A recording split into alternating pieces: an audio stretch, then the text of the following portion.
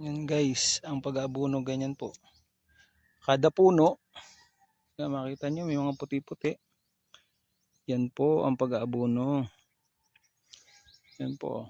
Bale, naubusan na po akong abono. Kumuha po si Boss Jose ng abono. Yan. Mapansin nyo po, ang ganda ng kalabasa. Napakaganda. Yan po.